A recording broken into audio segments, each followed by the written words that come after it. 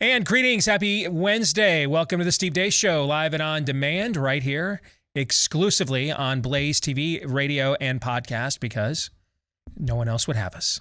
I am Steve Deace. Aaron McIntyre and Todd Erzin are here with us as well. If you'd like to join us today, let us know what you think about what we think via the stevedeace.com inbox. That's steve at stevedeace.com. That's how you can email us.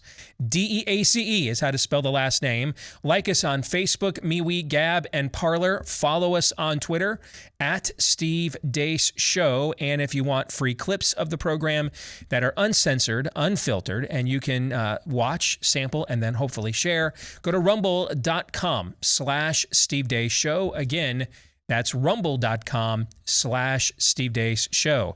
If you like the glasses I'm wearing right now and you're in the market for a new pair, particularly if, like me, you have a problematic prescription, you know me, I can't just be farsighted or nearsighted. I've got to be a little bit of both. That's why I have to get these progressive lens. They can be problematic in terms of getting glasses that don't make me look even worse than I already do.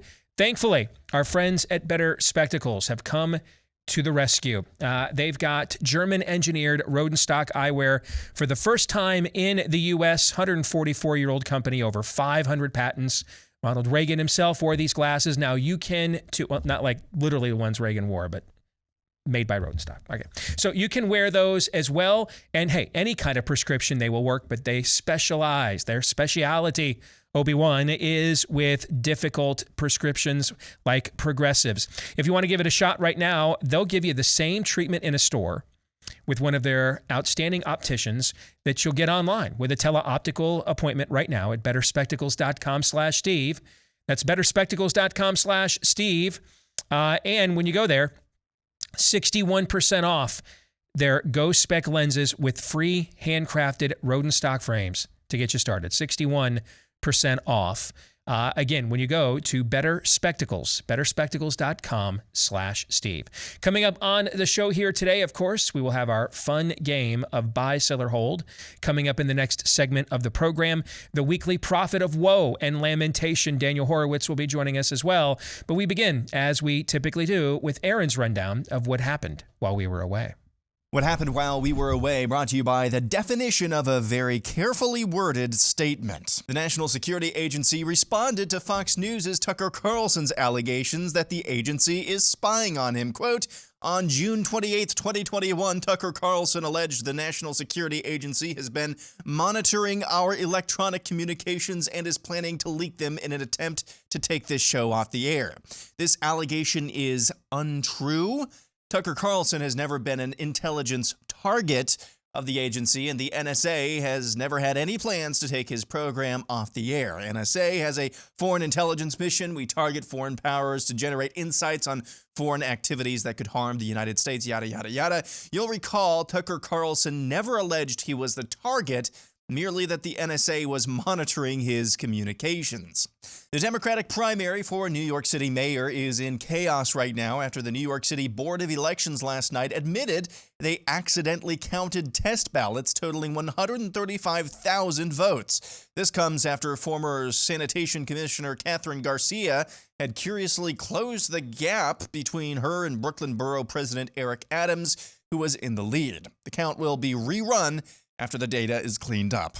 Learning Chinese today, today's phrase is, do we know who won the 2020 Iowa Democrat caucuses? 我们知道谁赢得了2020年爱荷华州民主党预选会议吗？ Biden Energy Secretary Jennifer Granholm says the collapse of a condo in Surfside, Florida last week, surprisingly, is not the fault of white supremacy. Do you think that climate could have played a role in that building's collapse? Well, obviously we don't know fully, but we do know that the seas are rising. I mean, we know that we're losing inches and inches of beaches, not just in Florida, but all around. Lake Michigan, where I'm from, we've seen the loss of beaches because the waters are rising. So, this is a phenomenon that will continue. It's official now. Former college football legend Herschel Walker is running for Senate in Georgia. He'll be taking on incumbent Raphael Warnock.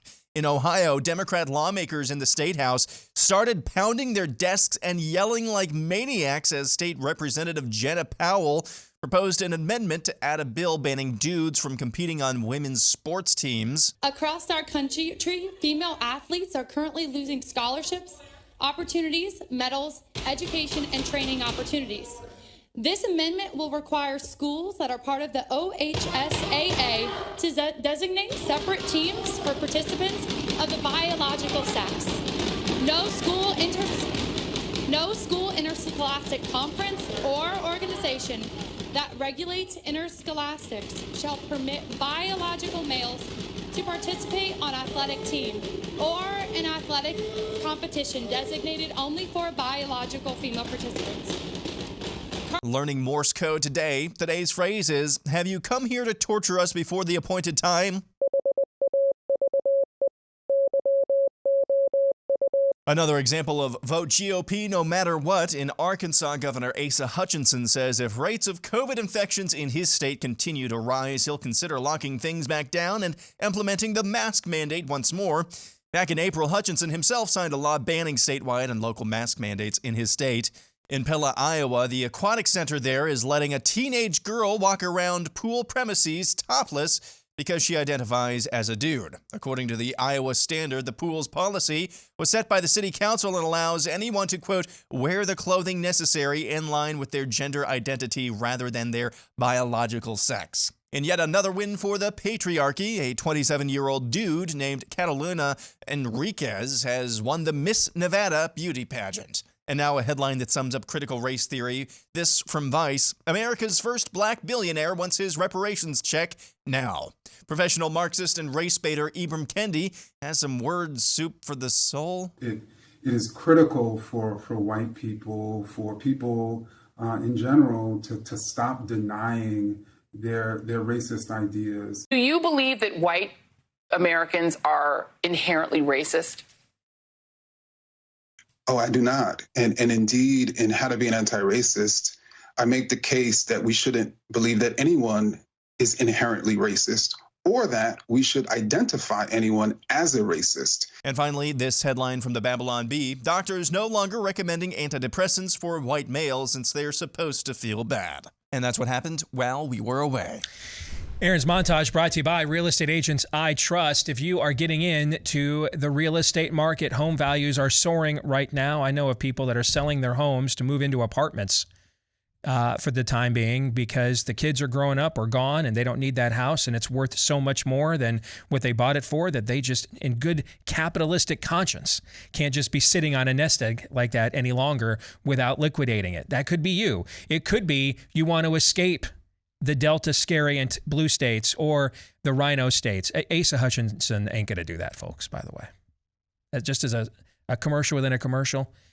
He ain't going to do that because there's not enough security detail in Arkansas for him to do that, okay? They let him do it once. I don't think they're going to let him do it twice, especially that guy who's already pissed them all off on 3 or 4 other issues, okay? That's virtue signaling for deface the nation. But if you're thinking, just in case I need to get the hell out of here, whether that's Arkansas or anywhere else, you're going to need an agent that you can trust to guide you through the process, especially in these unprecedented times. Bing. Yes. So where would you find such an agent? Well, I just gave you the name and it kind of says it all. Head over to realestateagentsitrust.com. Again, that is realestateagentsitrust.com. Coming up in the overtime today, our friends at the Trafalgar Group are back with another poll looking at what Americans do or do not want done in response to the Delta scariant. We will break down that data for you and analyze it and give our response. That's coming up in the overtime today, which we will record following today's live show for all of our Blaze TV subscribers. It will then be uploaded for you on demand to watch at your convenience later today at blazetv.com/Deace. That's blazetv.com/Deace. And that's also where you can go if you're not yet a Blaze TV subscriber and you want to catch the overtime and all the exclusive content made just for you here at Blaze TV each day, free of big tech censorship. blazetv.com/Deace is where you can go as well to get a discounted subscription.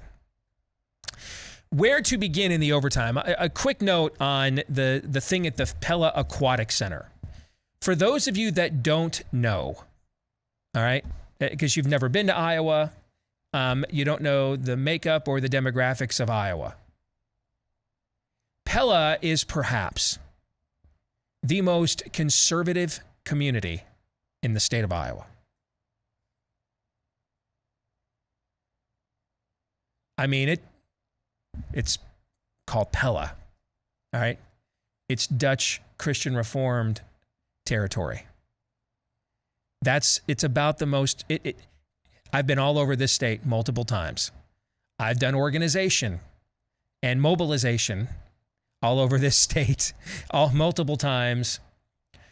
Pella is like my favorite city in this state. Why do I tell you this? Because one of the things I ran into when I was elsewhere in rural Iowa the other night is a gentleman came up to me and said, hey, if you get asked about it, can you go after the fact that it's conservative rural areas that are the reason that we actually didn't get the system at the building level education reform this year? It was actually the red counties and the rural areas are why we didn't get it. The squish counties, the squish suburban counties and the blue counties, they were well into the Republicans in those areas because the Republicans have total majorities in Iowa. They were all in on this. Now this is an education reform I tried to get my state legislature to do like 10 plus years ago, and they all told me I was nuts, crazy, it could never happen. It's the idea that instead of vouchers or tax credits, whichever way or building you decide to educate your children in, your home, a Christian school, a charter school, whatever the state would have otherwise received for the funding of them being in a government school just goes with you to that building to fund their education. Because even though none of my children have ever set foot in a government school in Iowa for the last 20 plus years or 15 plus years, I still get, they're still getting, the state is still getting, or the districts anyway, are still getting $13,000 a chair for seats in government schools that my kids have never sat in, right? Right. And so funding at the building level, this creates true competition.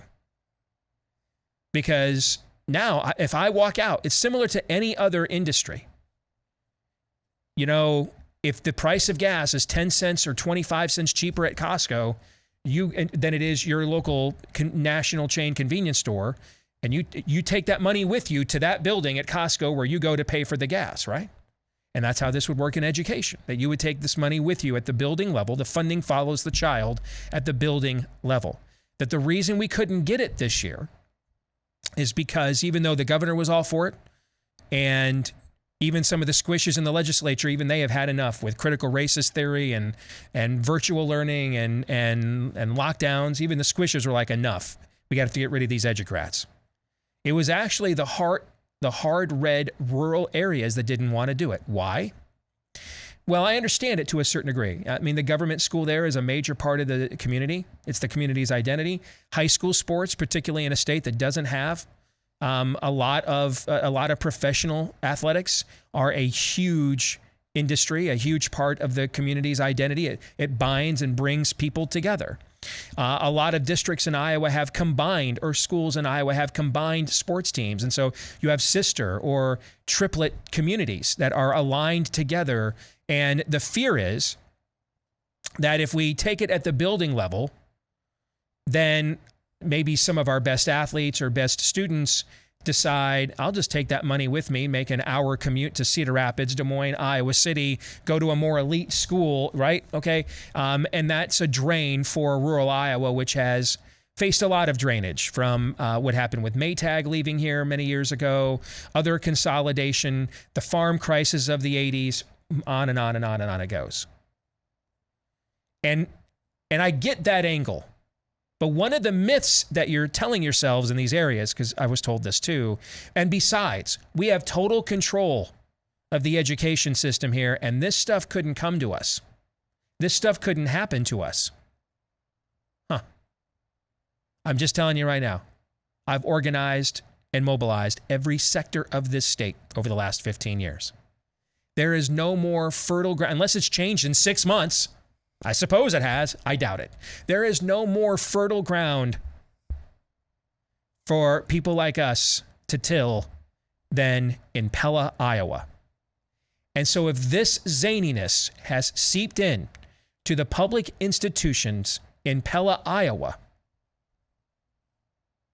into the community water table of Pella, Iowa, if you think your community anywhere in America is immune to it, guys, when people like Rick Santorum, Mike Huckabee, Ted Cruz, when they want to launch conservative insurgent presidential campaigns, Pella's one of the very first stops they make, okay?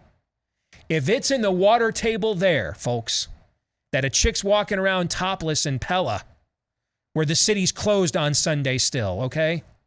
If a chick's walking around topless at the Aquatic Center in Pella, if you think your community where you live is immune to this, you would be wrong.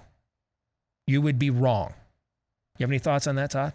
This is the price of freedom, Steve. I'm reliably told. In fact, I would take it to the level that if you think you are in a community like that you just described, Steve, like Pella, Iowa, really one of the last few slices of old-fashioned Americana still left. A small town with great median wages because of a couple of factories there, with strong Dutch and Reformed theology and heritage, dominated by that. It's actually, that's the reason why that's happening there. Yeah, this is a demonic troll. Exactly. Yes.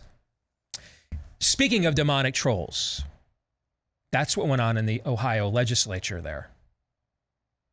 That's not, I mean, I used to have fun doing this. You watch the British Parliament debates on C-SPAN. Did you do that before? Oh, yes. And the screaming and the yelling and everything. That's not what that was. That is a seething. That is a frothing. That's not lucid, what's in that video. That's demonic.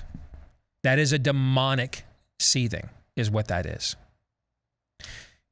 There's two angles in that video that we have highlighted on this show a lot recently. One, I just already mentioned. What again is, when we say the spirit of the age, what do we mean? The demonic manifestation of the cultural and socio-political forces we are up against. Exhibit A, that video from the Ohio State Legislature. The spirit of the age don't care about no mansplaining, okay? In fact, it's here to tell you what's a man. Not to mention the fact, even before we begged that question, we got rid of most of them in this culture anyway. Okay? You know that by the fact that not one of those men in that video got up and kicked that dude's ass. Which brings me to the second thing I was just about to say. Great minds think alike. Here is a brave young woman standing up in the face. This is, how many times have we seen this in the last year? A brave young woman stands up in the face of that maelstrom. And the men behind her, first of all, on a lot of these occasions, the men aren't there. They're the ones bullying. And if there is a man in the video, it's who's bullying women like this, right? But the men that just stand there and do nothing. Nothing?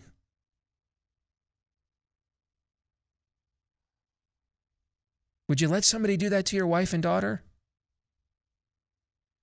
Yes, you would. That's why they're doing it to you in your legislature. They tried it on you first. When they realized it worked, they thought, well, we'll just take this all the way up the food chain. Let's just head to the Capitol Dome while we're at it. You guys aren't going to fight us on a granular level. You're not going to fight us on a molecular level. You're not going to stand up to us on an individual level. Cool. Once we're done with the pawns, we'll just make our way to the rooks, the bishops, the kings, and the queens. Checkmate.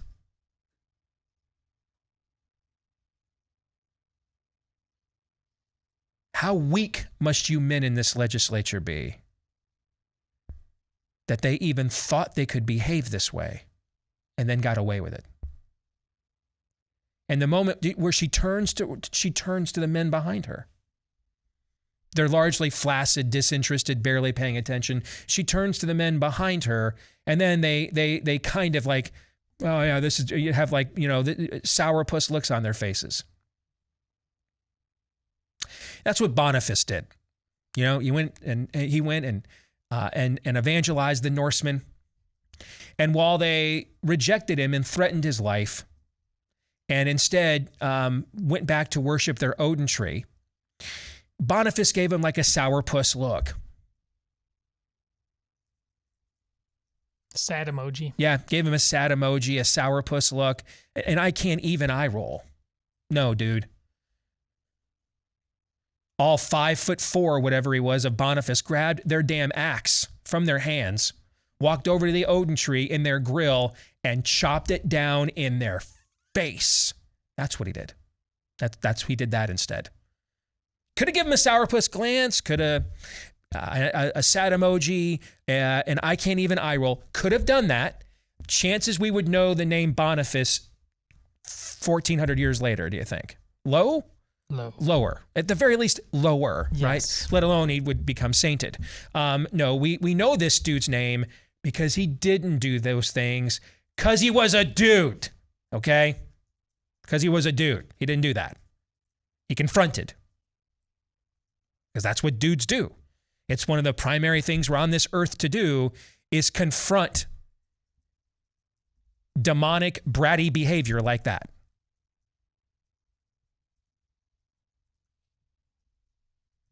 And that video from Mike DeWine,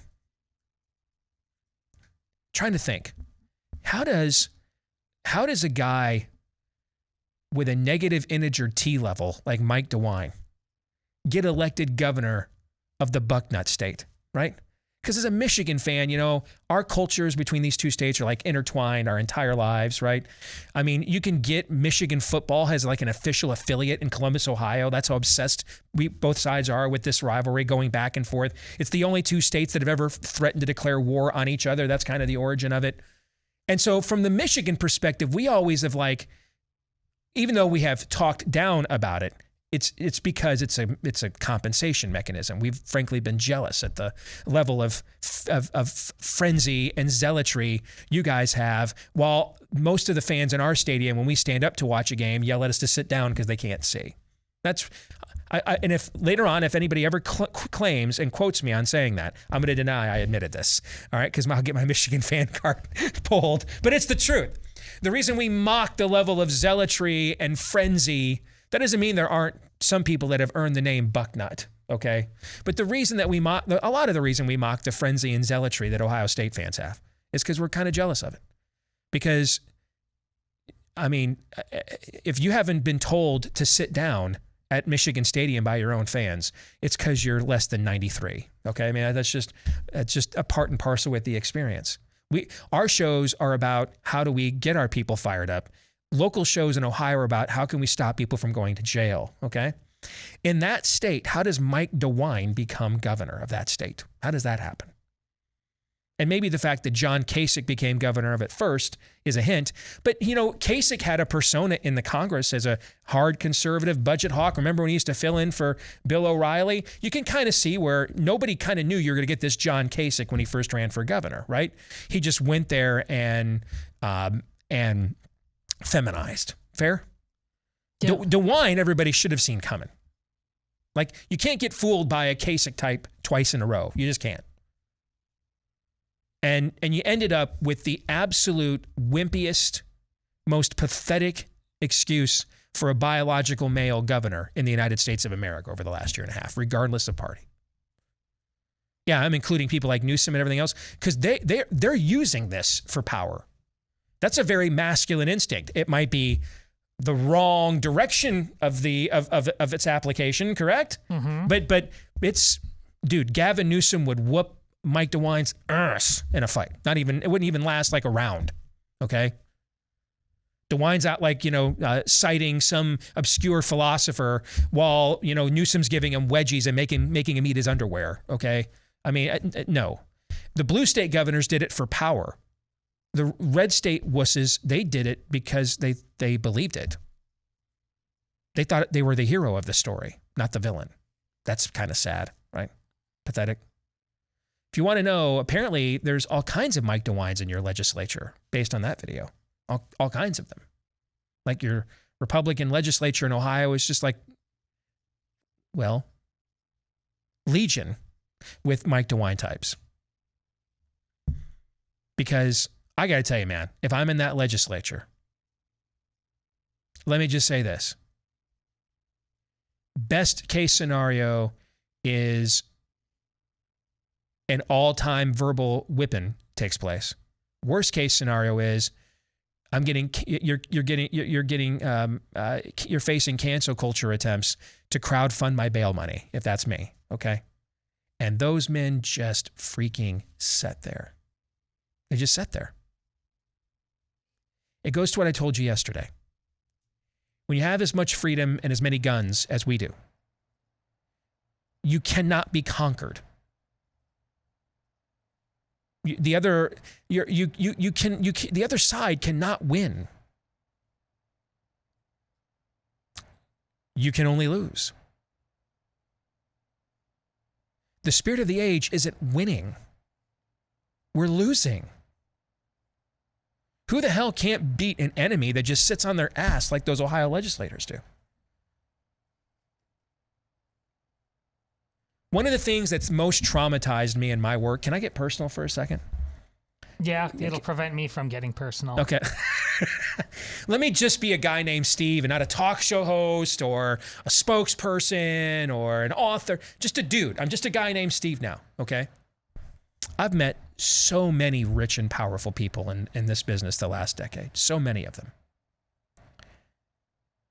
And I can tell you, man, I can count on less than a hand how many of them I thought, yeah, I can see where he got where he is. The vast majority of them, I came away, in fact, over 95% of them, I've come away thinking, how the hell is that guy richer and more powerful than me?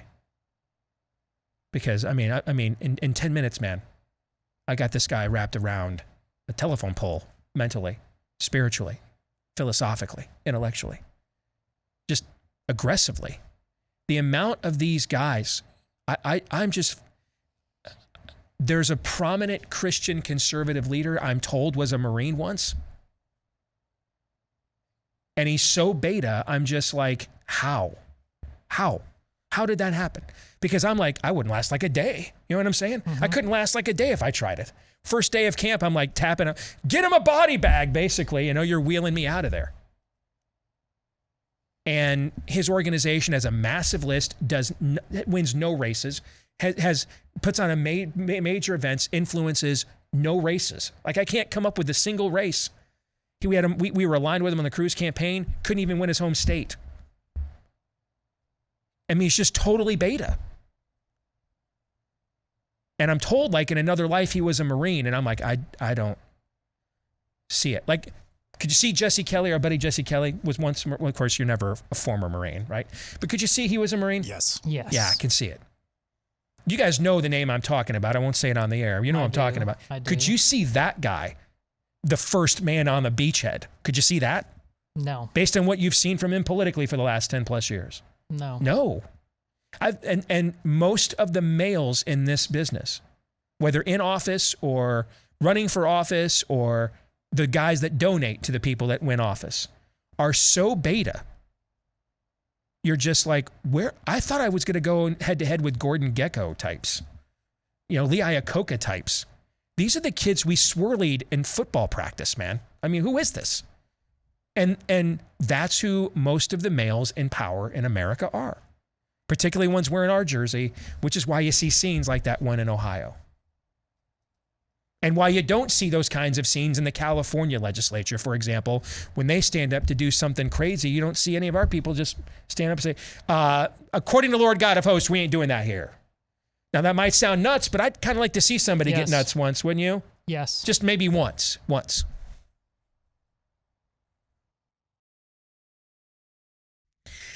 And that commercial break was one of my favorite times of the day because it was Built Bar time.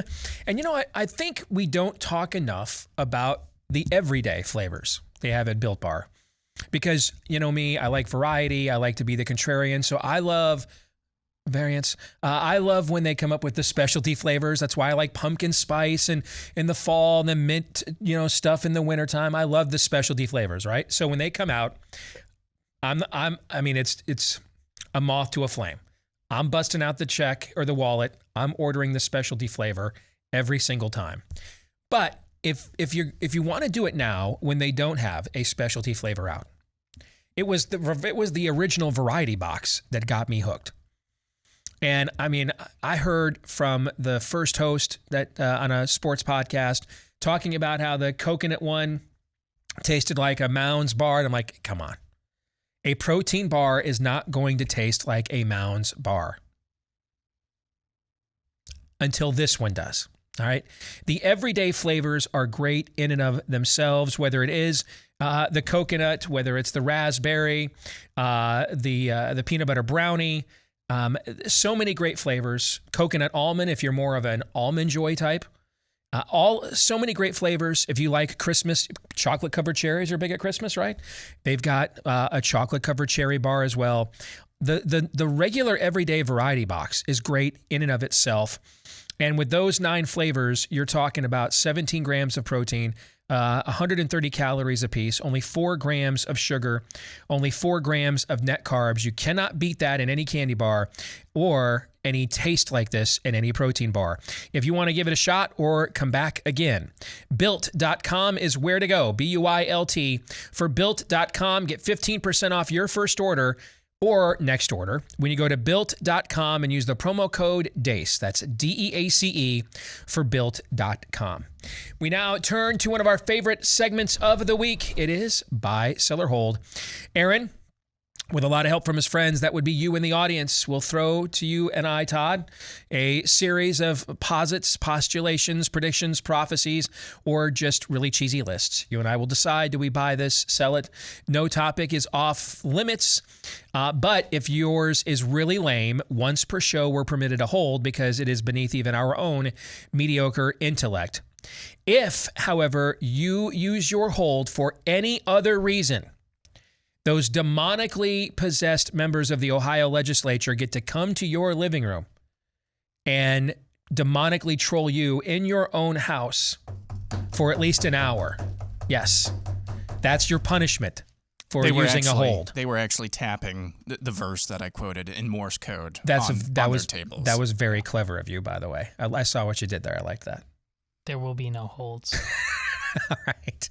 Aaron, you may begin. We'll start with a couple of suggestions from moi, and one that didn't get in on Twitter. First one, I think I've thrown this out there before. The past 5 years have changed your opinion on Edward Snowden? So that would bring us to 2016. Yep. I'm going to sell because I've mentioned in the past, there's a couple of arguments my libertarian friends have won with me over the years, okay? The Snowden argument is one of them. Now, if anything, it's maybe changed me the other way, just simply because I don't trust anybody that has to go to Russia and Putin for sanctuary. You know what I'm saying? I kind of think, maybe it's just me, but I kind of think Putin doesn't just offer something like that out of the kindness of his own heart, or just because he's just a pro-liberty fella, right? Is that fair? Yeah. I got to believe there's some form of as Biden would put it, quid pro quo. If to get sanctuary from Putin may require something transactional. Fair? Yeah. So I have been very concerned about what was the toll to get on the Putin freedom road, okay? But the principle of that he works as a public servant, he worked for us and not for NSA or the intelligence community. And that therefore, if he is spotting abuses of the Constitution, he was right to blow the whistle on those things. Those are arguments that my libertarian friends had won with me previous to the last 5 years. The idea, I used to be the kind of conservative that believed a surveillance state post 9/11 was okay when our guys were in charge of it. Okay? Because we had to catch the bad guys before they did bad stuff, right? But one of the arguments that my libertarian friends won with me is whenever you ask government to do something, make sure you remember, like our mamas taught us, it ain't no fun when the rabbit's got the gun. Are you prepared for what happens when a pharaoh who knows not Joseph is wielding that power now, right? And not to mention, I have a completely different view of Dick Cheney than I did, 10 or 15 years ago too. So no, I mean, if my view has changed at all, it is, what has he been doing for Putin all this time? Because we hear about hacks and everything else, right? What's the cost of Putin keeping him there and free all these years? There had to be something, man. Putin got something out of the deal. But the principle of what he blew the whistle on, no, I'm in favor of what he did on that level. Yeah, Sal, the truth is not a respecter of persons. It's not a grown-up take to simply have an emotion about a person first and then have that dictate your opinion of every word that comes out of their mouths. You mean like Cheeto Jesus Saves or Orange Man Exactly. Bad? Yeah. I mean, right now, listen, when it comes to matters of first principles, closed fist things, and faith, the folks on this show have huge rabid arguments with the likes of Bill Maher. But Bill Maher could have been the co-host of the Steve Deace Show for the last 2-3 months. So, because he uttered the truth. And the truth all emanates from the God we claim serve. And as Steve says, the rain falls on the just and the unjust alike. And sometimes the truth comes out of a donkey's backside. So if you really want the truth, then you have to be open to the fact that it comes from, I mean, wasn't it, heck, just speaking of Putin, wasn't it just like last week or 2 weeks ago where Putin flat out said, wait a second. Right. Yeah. If you want the truth, you really have to want the truth, no matter what mouth it comes out of. It's interesting. It's really, because I don't know. And I would end up somewhere where you guys are as well. Nobody asked. I would end up where kind of both of you guys are, where it doesn't really matter what Snowden's motivations were, what he exposed and now know. At that time, though, I don't know about you guys. At that time when that was breaking, I thought, this is an effort to smear America. Because I thought he's trying to make America look bad, didn't even consider that this would be a possibility. Mm-hmm. Now we've got the number one most watched cable news show claiming that the NSA is spying on their electronic communications. So in that respect, yeah, I would say my opinion has changed a little bit. Also, I would say, wasn't he living in Hawaii? I think Hawaii and a 6-figure income. Moving to Moscow is a little bit of a downgrade, but it's still a little bit dubious. Number 2, we'll see 3 to 5 instances of college athletic locker rooms being torn apart due to name, image, and likeness changes within the next 3 years. Bye. Folks have no idea where this is going. None. I'm actually going to sell. See, you may not like the reasons I'm going to sell. And I would hold. Okay. I just don't know. Here's why. I can see why you would buy. And if you had said sell, I might have just taken the other position, okay? Because I think this is far more negotiable than we believe that it is, all right? Here's why.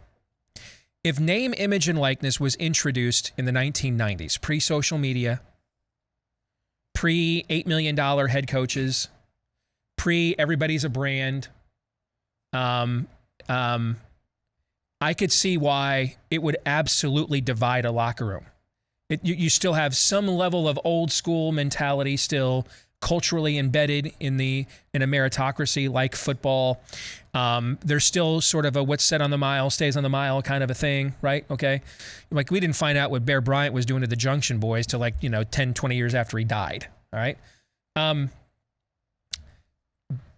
Because the idea of just instantly dropping such an individualistic bomb. Keep in mind, when Ed O'Bannon went after the NCAA for using name, image, and likeness in sports video games, the UCLA basketball star in the early 90s, college athletes at the time hated him for this. And Arizona State quarterback Sam Keller did the same thing. College athletes, his teammates did not like him for doing this. They loved playing the game, loved seeing themselves in the game, okay? So they were not viewed as, Curt Flood's bringing, with an agent, bringing free agent to baseball and liberating people from a caste system, okay? That was, you wanted to be a part of that culture. A lot of kids coming from neighborhoods that weren't great or didn't have a dad. This was the first family with a father figure and accountability and a brotherhood that they ever experienced. They didn't want to break that up. That's why even 10, 15 years ago when Northwestern flirted with the union, they couldn't even get it passed within their own team, all right? A lot's changed since then, though. The individual aspect of this, the fact that they all have accounts, they all have brands, all view themselves as such. I don't think this is quite the divisive instrument we think, because it's already, aren't we complaining about that as fans? That we're already dealing with this kind of a me culture within athletics already? This, to me, this is a manifest, this is just an outlet of a culture within athletics that largely already exists. Kids are already talking about, hey, you've got 30,000 Instagram, I've only got 10, what's going on? They're already doing that. So I don't know, and let's face it, at a lot of these schools, guys are getting paid under the table anyway. So I don't think it's going to be newsflash to the starting right guard when he gets offered $1,500 to sign autographs on a Saturday at Bubba Love Sponge the Boosters car lot in Tulsa, and the starting quarterback gets $150,000 to do a statewide television ad for Oklahoma Motors. I don't think that's going to be kind of new information, that the quarterback's more valuable than the right guard. They kind of already know this. So I actually think it's going to be far tougher on coaches than it will be on the players, because it's combined with the transfer portal, the idea now that I can just instantly eject anytime that I want. I don't have to wait my turn. I wonder how this is going to work with programs like yours, all right, where development and culture at a place like Wisconsin is how you've gotten by being so great with pennies on the dollar budget-wise. Your quarterback is already out there putting his brand out 48 hours before the whole legislation becomes law. I wonder now, are kids going to want to wait 3-4 years to play at linebacker at Wisconsin? Or are they going to be like, hey, man, I could go play right now at Tulsa. I can go play right now at Central Florida in Orlando. That's a major market. Get 30,000 Instagram followers and monetize those at about, what's the ratio? Your Instagram account's worth like 80 cents for every user or something you have. I think those questions are more difficult when you combine it with the transfer portal. But internally within the locker room, they're already having, all these guys are already coming with, I was a top 100 recruit, I did this, I did that. I mean, I don't know that this makes that much of a difference to them. This is going to make things just as stupid as instant replay did. It's too smart by half at best. We keep thinking that this is justice. They had no choice, Todd. Their business model is way exceeded the level of consideration that the athletes are being given. They had no choice. They could have put things in years and years and years ago and chose not to. And now they're in a situation where they're all making billions and hundreds of millions of dollars.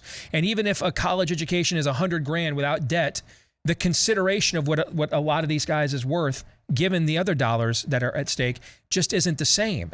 They screwed up by not addressing this 10 or 15 years ago. And now here we are. And there's nothing they can do about it because ultimately the market has taken over. I fundamentally disagree that the market taking over is an inevitability. The market, like everything else, is the worst form of something except for all the rest of them. The moral component here is being cast aside. With these, the whole chattel argument that basically the Duke guy, what's his face, makes, that does color commentary. Jay Billis. Thank you. Yeah. I mean, I can have a grown-up conversation about compensation. We sprinted fast and beat the life out of grown-ups so long ago. This is victimology 101.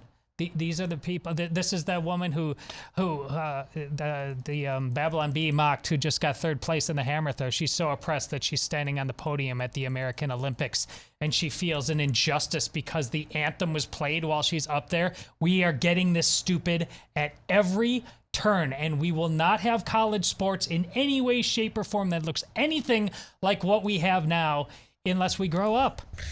I agree with all of that, but I think this is just like I think the advent of feminism is not the cause of the loss of masculinity in America, but took advantage of it.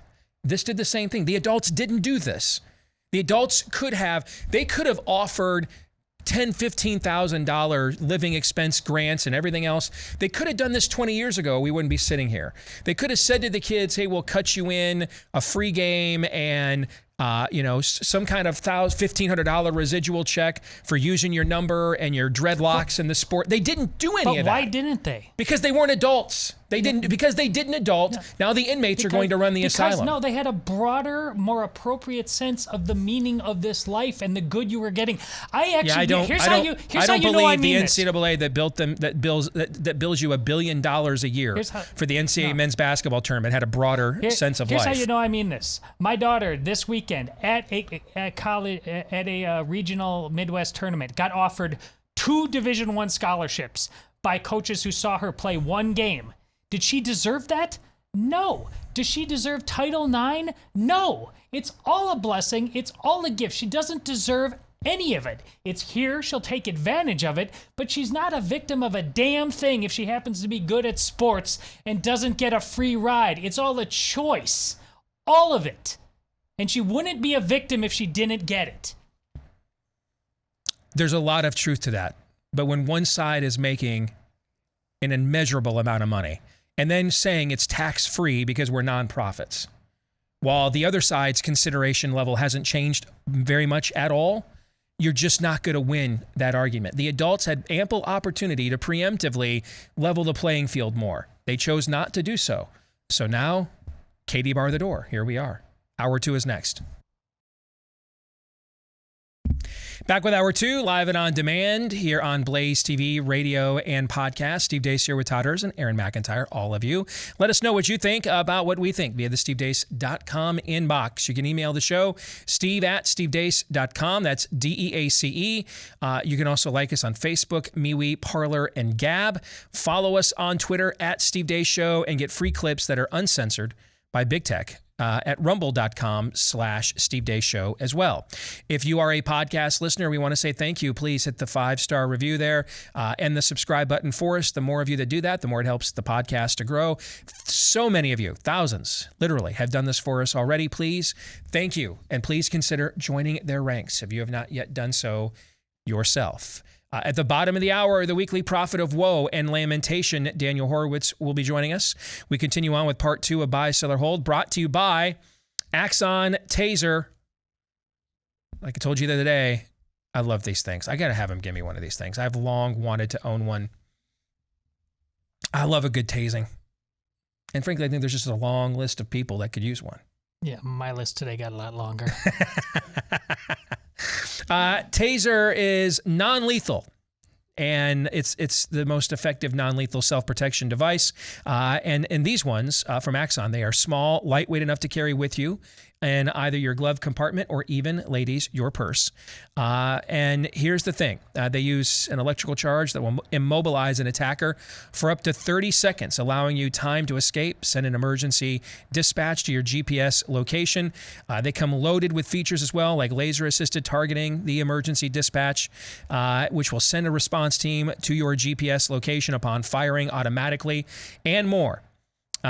More than 237,000 lives impacted by the Taser network of devices, apps, and personnel. All right, so if you want to get started right now, you can get them without a permit here in the United States. Get the Taser Pulse Plus or the Taser Strike Light at taser.com, promo code Steve. Taser.com, promo code Steve. You'll get 15% off as well. 15% off when you go to taser.com, promo code Steve. Aaron. We'll go to listener submissions. Nathan is up first. Kerry Wood's 20 strikeout game for the Cubs against the Astros in 1998 is the single greatest pitching performance in history. I know that there was an analytic done a few years ago that rated it number 1. Bob Gibson, game 1. 68 World Series against the Tigers. What was it, like 17, 18 strikeouts in that game, I seem to recall? To me, I think you have to go with something that's never. I'm okay if you pick that because there's a metric out there that's measured it analytically and ranks it number one. I have to go with something when someone's done something that's never been done before and since. I think you have to go with that. And that's Don Larson's perfect game in the World Series. It's the only time it's ever happened. So, to me, I think you have to go with that one. But I'm okay if you pick the Kerry Wood game. I'm a little partial, and it seems like there's enough wiggle room that I can expand beyond one game. If not, I'm not trying to break the rules. But I am a huge fan of the era of where the ace in a World Series pitched Game 1, Game 4, and Game 7. So I'm talking Mickey Lolich. Well, no, that was Denny McClain. But who used to do that? Well, I'm talking about your former famous Tiger, Jack Morris, with the Twins. With the Twins in '91, yeah. With Dave Stewart with the A's. Yeah. I mean, Dave Stewart is a man who is not a Hall of Famer throughout his career, but man, when he had a window of like 4 years there, he was just a bad man, and he wanted that ball, and he took that ball, and if you would have given him some speech about load management, he would have punched you in the face. I have very fond memories of those, so Kerry Wood is absolutely fine, but when I think of pitchers, that's what I think of. Yesterday, by the way, so June 29th is a momentous day in Major League Baseball history. I sent this over to Kurt Schilling yesterday. I texted this to him. In 1990, it's the date, since you brought up Dave Stewart, it made me think about this. It's the date Fernando Valenzuela and Dave Stewart each threw a no-hitter on the same night. 2004, it was June 29th was the date that Randy Johnson became the fourth pitcher ever, Kurt's former teammate, to reach 4,000 strikeouts. And in 2007, June 29th was the date that Barry Bonds hit his 750th career home run. Weird. Of course, only about 400 of those are probably legitimate. Okay, but yeah. So June 29th is a happening day in recent baseball history. We'll move on to Joe Himes, who says Vadi Bakum is the number one most important theologian at this current moment in time. Sell because most people don't know who Vadi Bakum is. I'll buy. I mean, I'm okay if you want to sell or buy because... you know who the most important theologian right now is? That guy on that stupid game back there. Joel Osteen. Because a lot of people know who he is and believe his crap, whether they go to his church or not. Drove by his campus in Houston, by the way, last week when we were there. But, I mean, Todd gave a good answer. I'm okay if you bought. I mean, in general, it's always better to take the field versus one person in any kind of a conversation like this, you know? But I can also see why someone would take Vodi Bakum as their choice, so I'm okay with it, so I'll buy. Him and I had lunch together once at the Iowa Health Homeschool Conference. You never mentioned that. Yeah, he was largely an unknown figure in a lot of national evangelical circles at the time. He was very well known within homeschool circles, but I mean, homeschooling at the time was a niche within the evangelical niche, you know. But we had a speaker lunch, and it was me, him, and another speaker, and my wife had lunch together. I don't think he probably even remembers that or knows my name, would be my guess, but. Moving on, we'll go to John Hensley. 5 best sports traditions. We'll buy these whole cloth. 7th inning stretch at Wrigley Field. That's number 5. Number 4, awarding of the Masters green jacket. Number 3, Olympic medal ceremonies. Number 2, cutting down the nets after the NCAA basketball championship. And number 1, the Stanley Cup handshake. I think the first 4 are kind of cash money. Is the 7th inning stretch thing still a thing?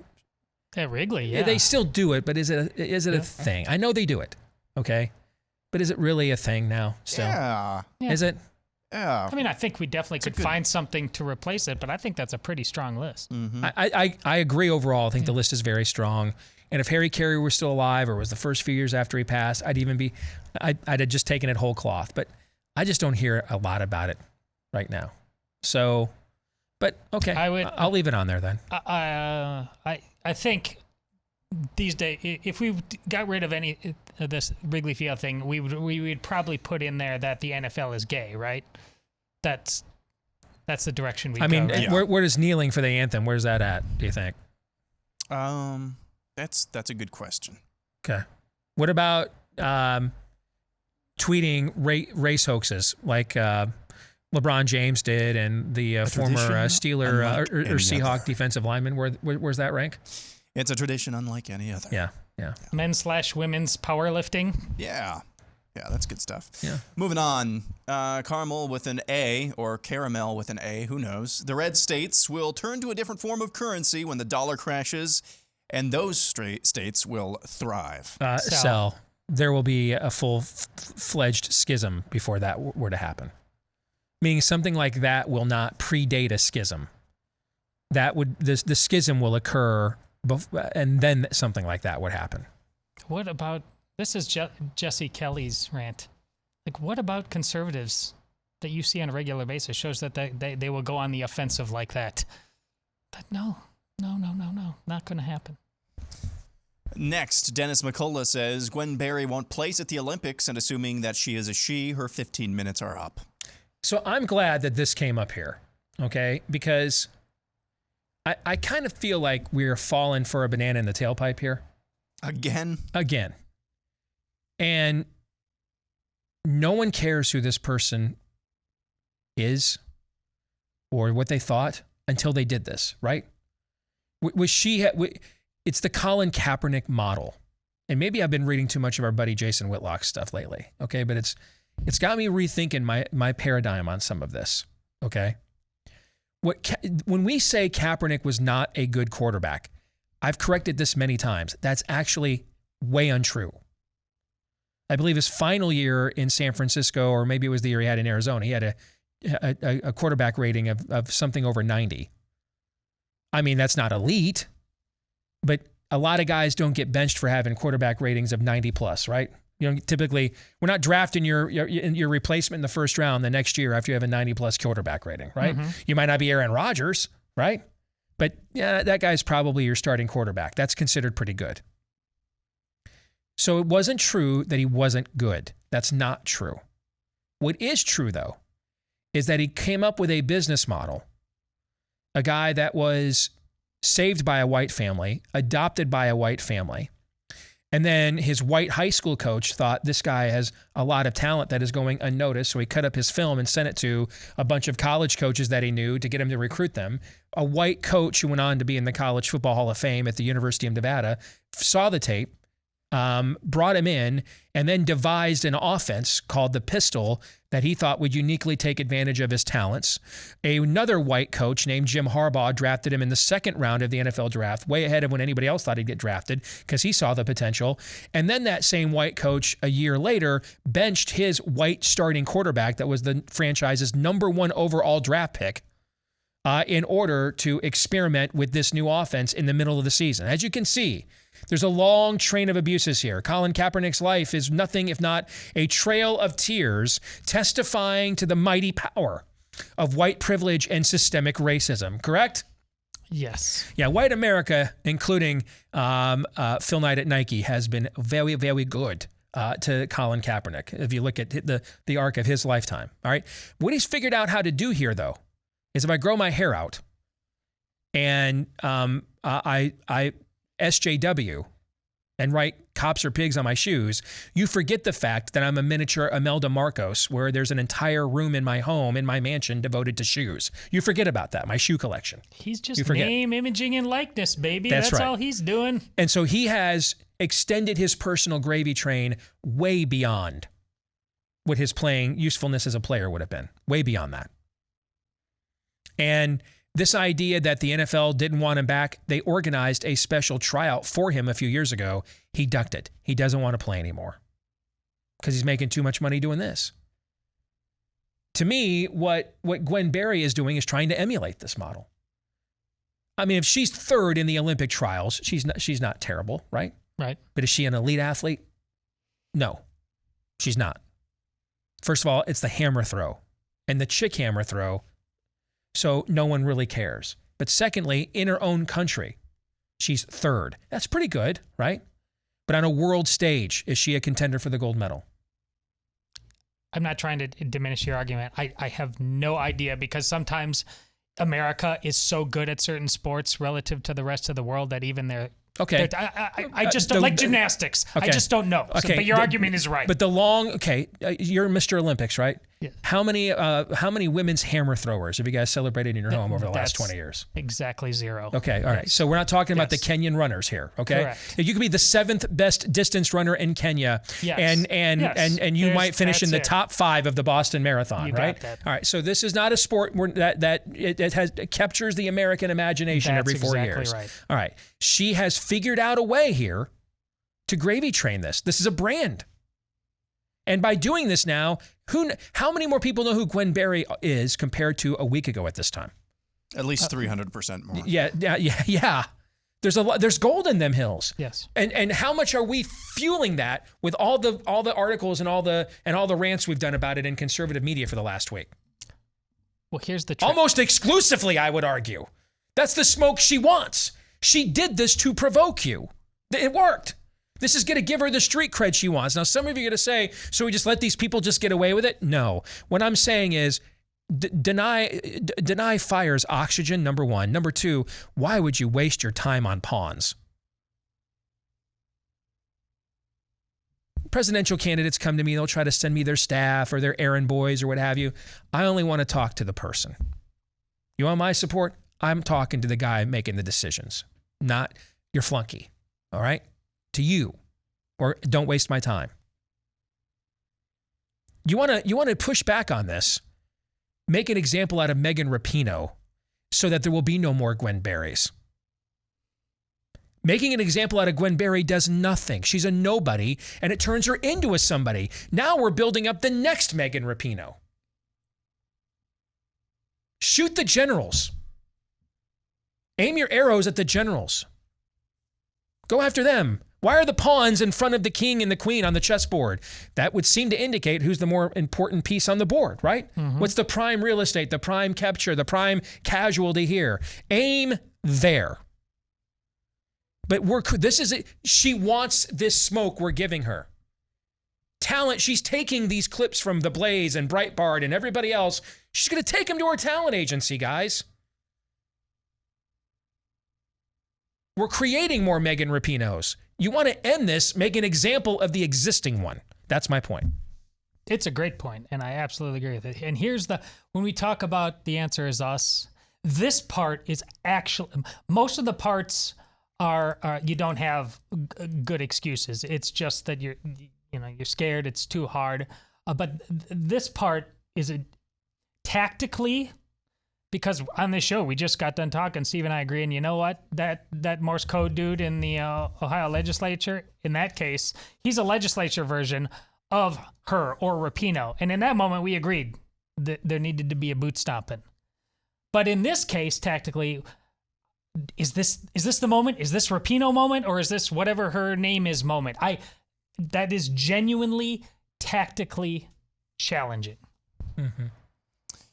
Next up, we'll go to constitutional a-hole who says Greg Abbott will not be the governor of Texas after the 2022 election.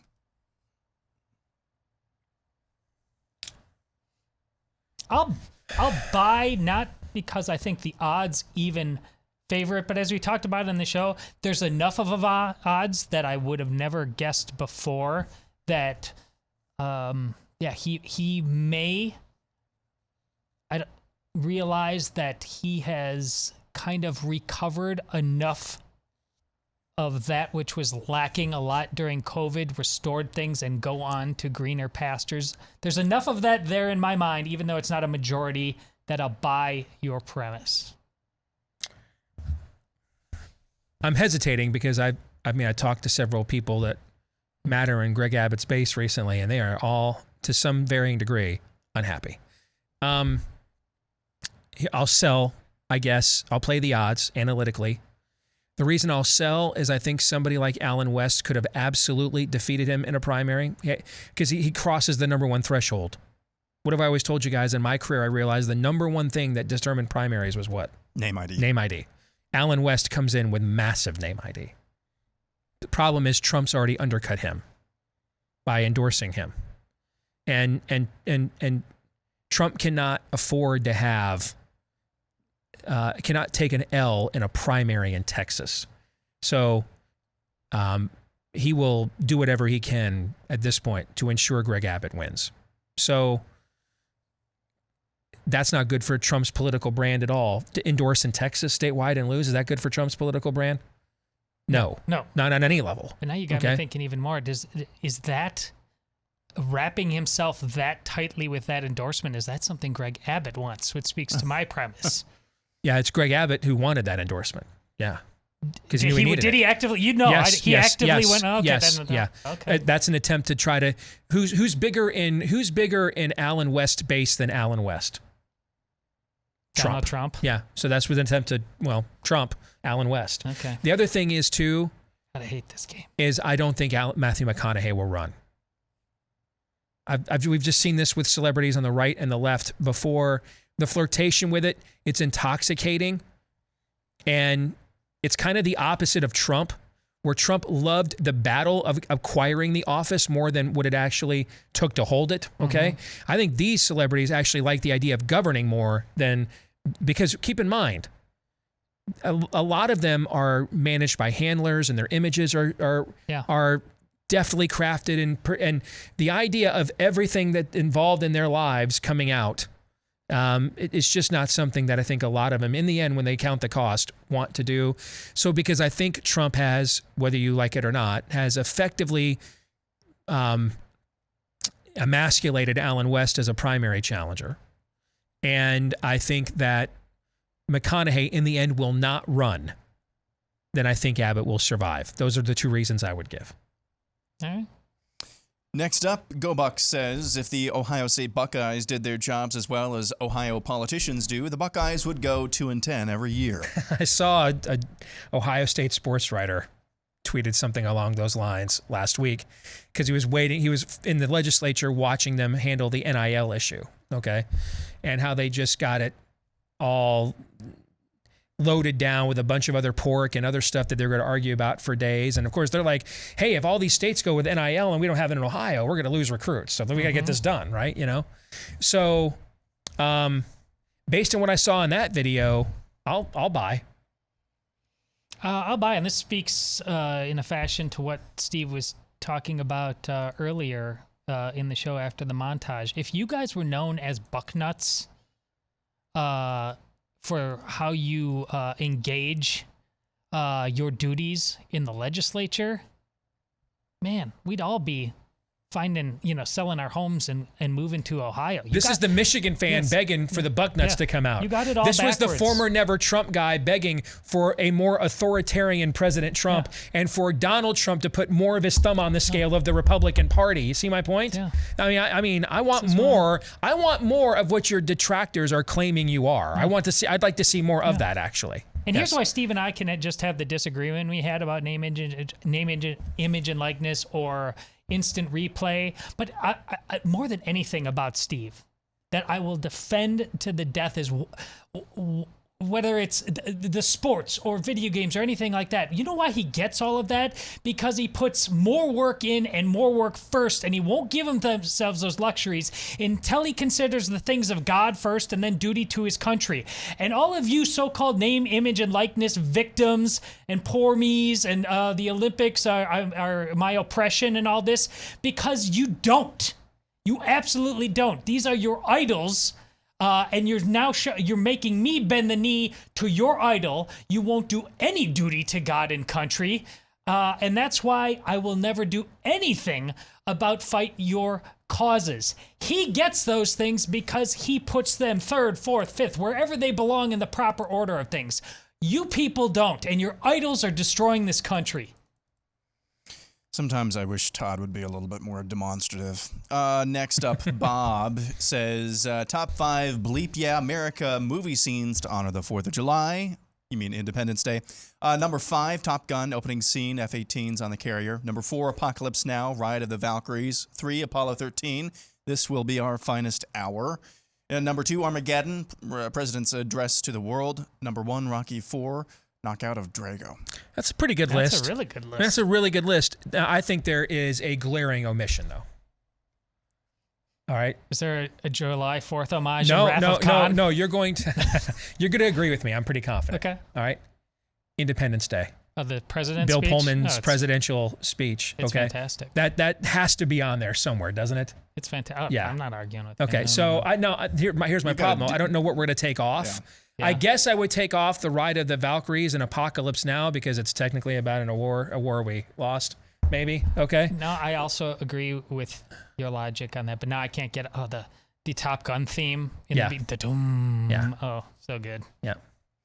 Next up, we go to Tiny Johnny, top 10 Duran Duran Here we songs go. of the 80s and 90s. Now, finally, a list I care about. Actually, I liked the last list pretty good, too. But. Should we just do the top 5? Yeah, let's just do the top 5. Wait a minute. Girls on Film is not in the top 5? Number 9. Wow. Yeah. Number 5, The Reflex. How do you have that at number 5? Okay, first of all, is there something I should know is arguably their best song, and it's number 8? I may cancel this list right now. Okay. So, selling on that? Yeah, I'm selling on the list. The list order has issues. Yeah, A View to a Kill should be 9 or 10.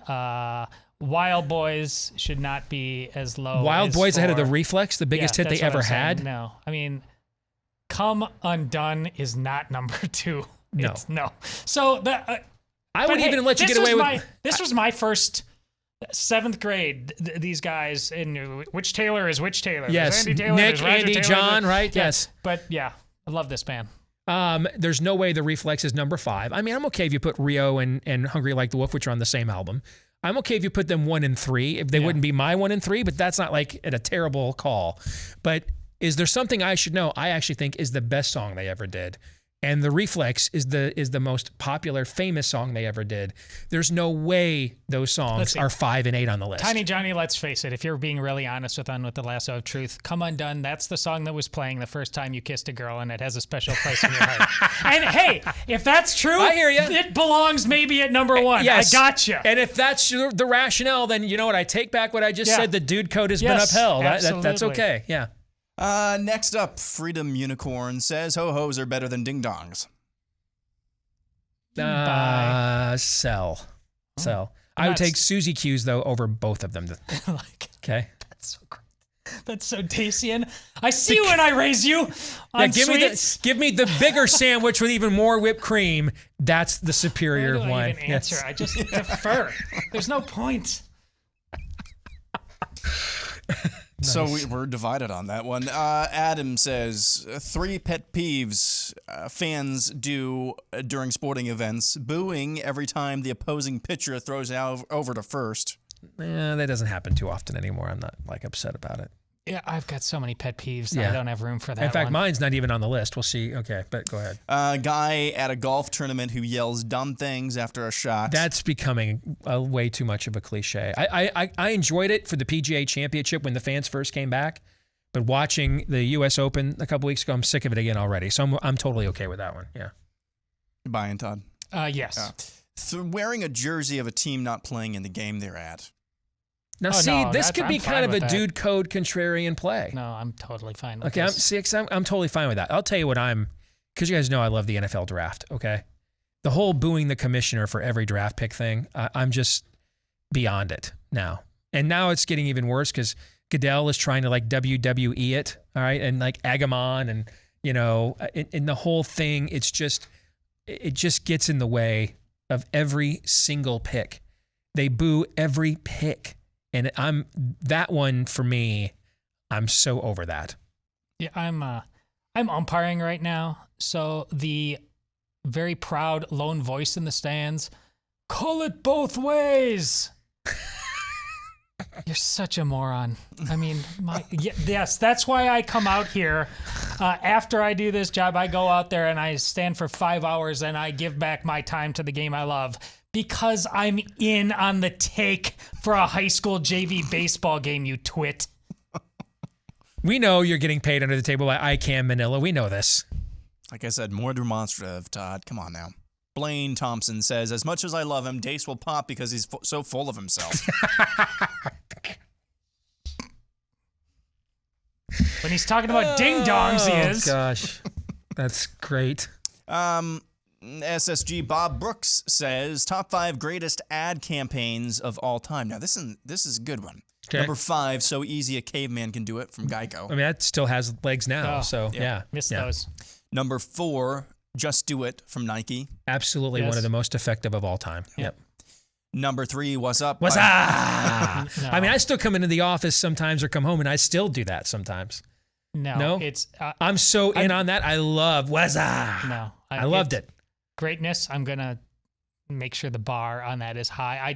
That thing had some influence, but greatness, no. No, I'm still with What's Up. I'm still with it. Yeah. Number 2, Most Interesting Man in the World from Dos Equis. To me, I'd give me some Yo Quiero Taco Bell instead. You're the ugly American. Okay. No, this was refined. I love that. Remember who was the athlete? The Bud commercials of the athlete. Leon can't do everything. Remember that guy? Yeah. I mean, I'd take that over the most interesting guy in the world. I love that guy. Leon can't do everything. Yes. And number 1, Real Men of Genius from Bud Light. If this is not unanimous, I don't want to live in this world anymore. I'm okay with this being number 1. Okay. I mean, I could probably come up with other things, yes, but I know I could. That is. I don't want to disappoint Aaron. He seems to find meaning in this. It's worthy of it. There might be other things as worthy of it, but I think it's worthy of it. I'm okay with it. All right, we'll come back. The weekly prophet of woe and lamentation, Daniel Horowitz. He will join us next. Parents, listen up. Here's what you want to know. If you want to see if there's an option for you to no longer have your kids getting indoctrinated in government schools, there is, courtesy of our friends over at Freedom Project Academy, because unlike the government schools, FPA has perfected live online learning for more than a decade. It's built on Judeo-Christian values and a classical curriculum. What's that mean? It means that your children will be educated the way that the generations that founded and passed on this country, the way they were educated. Mastery of subject matter, not propaganda. Critical thinking, not indoctrination. All right. And if you want to learn more information about Freedom Project Academy, had my own son enrolled there for several years. I know Dr. Duke Pesta, who helped found and run the school now. I know him personally. So I can give you a personal recommendation that this is a place you want to check out. Go to freedomforschool.com and get a free information packet today. Again, when you go to freedomforschool.com, you take the first step in making sure that your child is not one of the high school graduates that shows up to college with a 7th grade reading level. Okay? Don't let your child be dumbed down. freedomforschool.com. Get that free information packet. See if it's right for you and your family at freedomforschool.com. Let's bring in the weekly prophet of woe and lamentation, the one and only Daniel Horowitz. Good to see you, my friend. Let's begin with an issue that I know is near and dear to your heart, and that is criminal justice. Bill Cosby is poised to walk out of a Pennsylvania penitentiary today, a free man, after the state Supreme Court overturned his conviction, I believe on the grounds that he had signed a prosecutorial deal claiming that if he talked to them that they would not prosecute him, and then they did anyway. And that, what he said in that interview, was the basis for his prosecution, or at least enough of it. The Pennsylvania Supreme Court today said because of that prosecutorial misconduct, Bill Cosby is now a free man. Your thoughts on another clear example of white privilege, Daniel?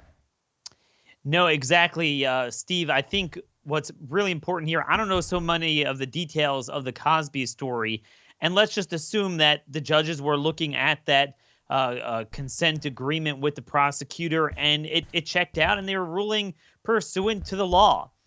But it underscores a broader point that I've been yelping about for a decade. Both parties have now bought onto this notion that there's an over-incarceration problem. That somehow we're just grabbing people innocent or just for doing nothing and just throwing them in jail forever. And I say to people, we start with a universe of people that actually committed violent crimes or other crimes. Then how many of those are even caught? How many of those that we catch is their probable cause to indict them? How many of those could we land a conviction on?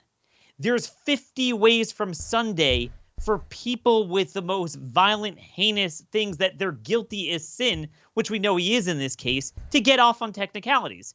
Some of it's bull crap. Some of it is, it's just a feature of our system of due process. And it's been expanded over the years. But the point is, I've been saying all along, if we would merely solve and convict and imprison everyone who commits robbery, aggravated assault, murder, and rape, just those 4, the prison population would swell by hundreds of thousands if you look at the uncleared cases. So this notion that somehow we are over-incarcerating is absurd. I just put out an analysis in Minnesota. Out of the 17,000 and change of individuals convicted for a felony on a given year, those are convicted. I don't know the universe of those who actually did it or were charged. That's much, much larger. We fail to land convictions. Just 18% served prison time in line with the sentencing guidelines, which are pretty lenient there. And that doesn't factor in that most of them get out with the early credits that are very generous in Minnesota. Nobody serves time anymore, Steve, unless you're a grandmother that was walking into the Capitol with an American flag and someone was opening up the cop was opening the door for her. Let's continue on the theme of law and justice. Let's go to the U.S. Supreme Court. So former President Trump had his first rally over the weekend in Ohio for a congressional candidate to get rid of one of the I think it's Congressman Gonzalez there, former Ohio State football player who had voted for his impeachment. He's supporting his primary opponent. But he said he was disappointed with what he has seen so far from the conservatives on the U.S. Supreme Court. Now, he's appointed 3 of them. We all greatly pressured the White House to go ahead and make the appointment last year, but during the election, and there was a lot of hope for Amy Coney Barrett, who a lot of us thought should have been the choice ahead of Brett Kavanaugh the last time. How are these choices performing in this Supreme Court session so far? Am I wrong, or has Amy Coney Barrett been a disappointment to this point? So she appears to be roughly around Kavanaugh territory. Kavanaugh is like what Roberts was about 5-7 years ago. Roberts has become totally the 4th vote for the left. Kavanaugh is now the swing vote. Gorsuch sometimes is very good, but then has some very spectacular problems. So I view Gorsuch as a libertarian, Daniel. He's really good on the stuff he's really good on, and then just blows your mind on everything else. Is that fair? Yeah. Because that's kind of what libertarians are, right? They're great on the stuff they're great on, and then everything else, you're like, how do you even think that, basically? Okay. Exactly. How could you think that a man's a woman? And that's the thing there. And Barrett is somewhere either as bad as Kavanaugh or between Kavanaugh and Gorsuch, some order of that. I mean, Steve, I just want to point this out. I wrote a book on this. I wrote tons of articles, 11 reasons why just appoint better judges won't help. You have to de-emphasize judicial supremacism. It sounded like a really bad argument because everyone's like, what do you mean, Daniel? I mean, Trump's going to get a number of picks. How do you say it's not going to make a difference? And what they don't understand is that it's not just the fact that they were never going to overturn long-standing bad precedent.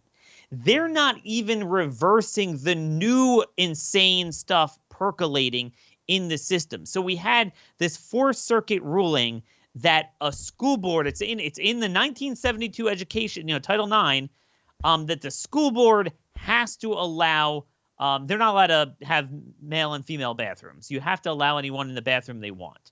You don't have a right to breathe, to open a business, to avoid an experimental injection, but you do have the right to use the dude's bathroom or the female bathroom if you're a man.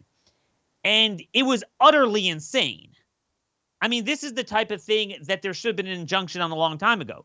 Yet, 4 years after that decision, Alito and Thomas were the only ones who would have granted the appeal from that bad ruling, granted cert, meaning we were 0 for 3 with the Trump-appointed judges on an issue like that.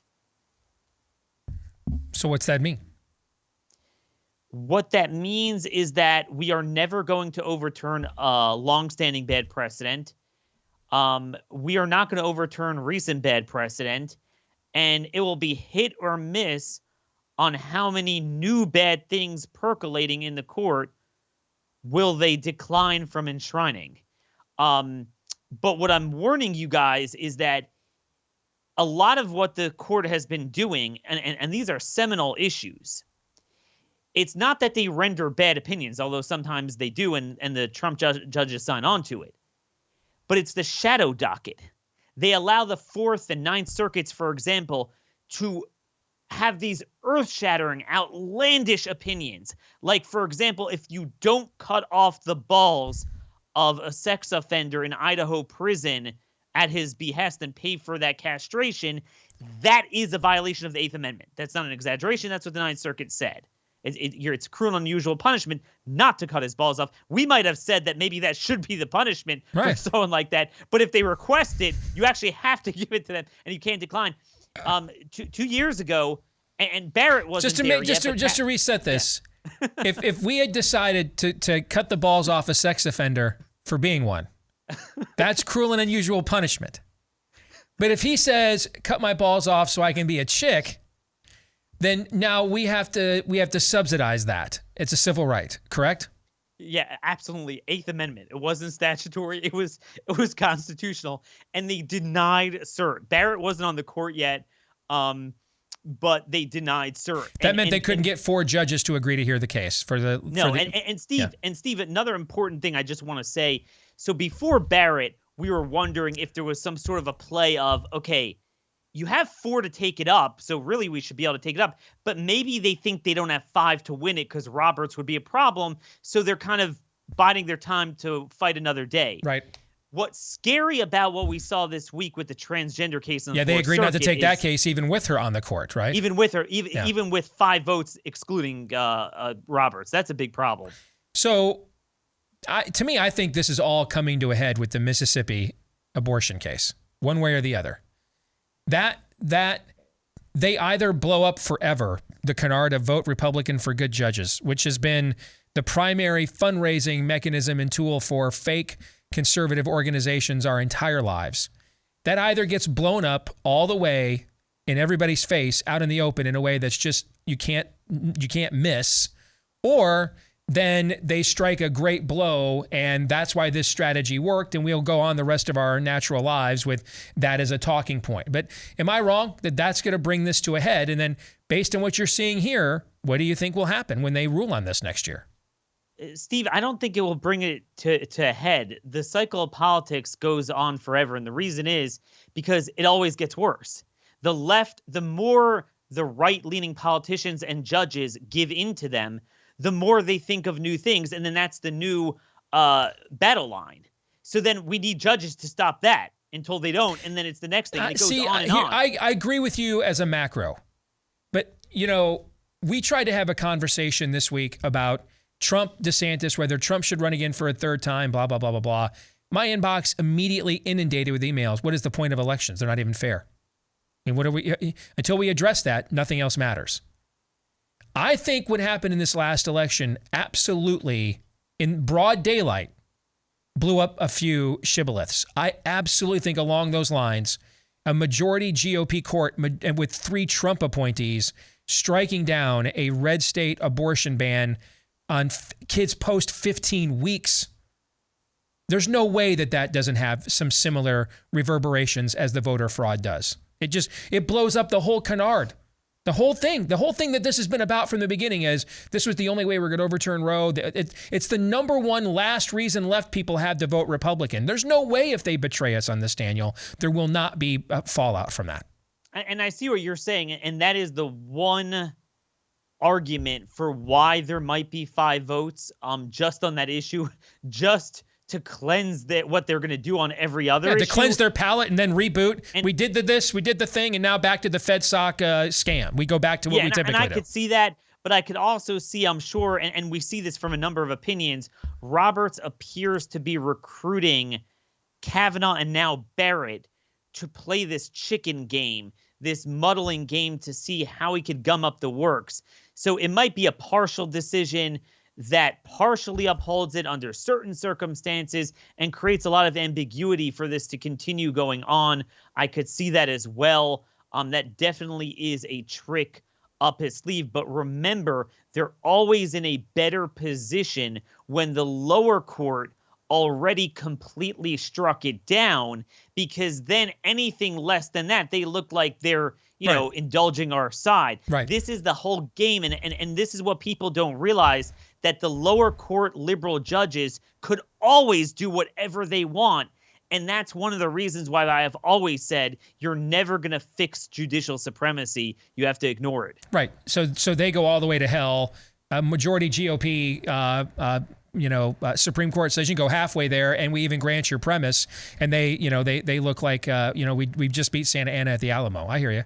Great stuff, man. As always. Talk to you next week. Take care. You bet. Let's mention one more time, if you want to escape to or from a place, relocate, or maybe just where you live in your own hometown. You're going to upgrade or downgrade. The kids are gone. You don't need this much space. You're going to upgrade because you're moving on up. Whatever the case may be, make sure you go in this unprecedented environment.